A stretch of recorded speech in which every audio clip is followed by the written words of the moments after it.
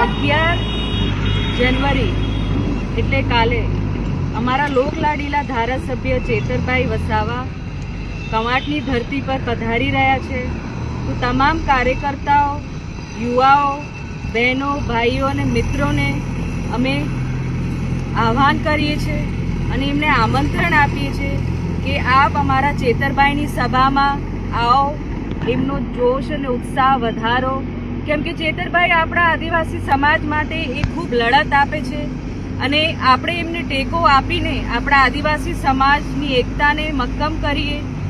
અને એક સંગઠન સારું બને અને આપણા જેટલા પણ આદિવાસી સમાજના પ્રશ્નો છે એનું નિરાકરણ આવે